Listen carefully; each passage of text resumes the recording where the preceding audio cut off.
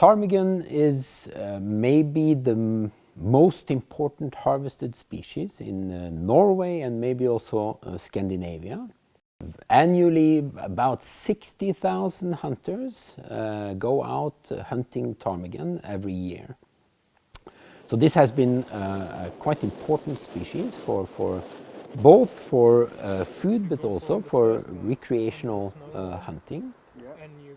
But in the last decades, we have seen both here in Scandinavia but also other places in the world declines in these populations.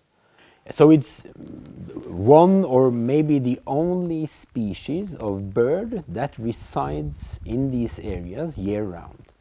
So the ptarmigan, it resides in the middle of the food web, and that means that the potential for impacts, both from below, from food sources and things like that, but also from above, from all these different predators, can be many.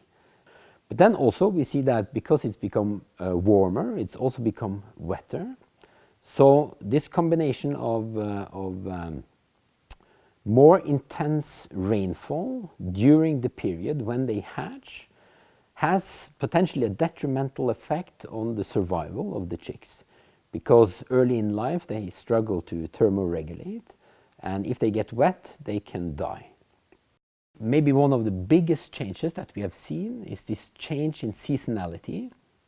So the winter becomes shorter from both ends. So it's earlier spring and it's later snow arrival.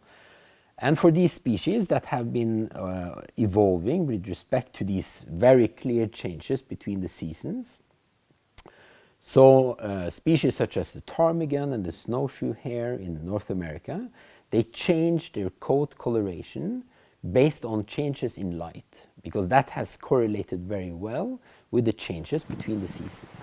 So now what we see is that, especially in the autumn, ptarmigans change to white color before the snow arrives. And then we see that this increases the predation by predators on the ptarmigan because they are white on a black background or dark background. What we also see is not just the decline in numbers, but we see this change in the dynamics. So before, there used to be a close link between the small rodents, like the lemmings, and the ptarmigan.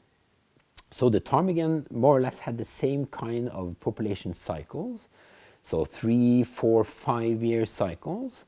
That was kind of aligned with the small rodent cycle.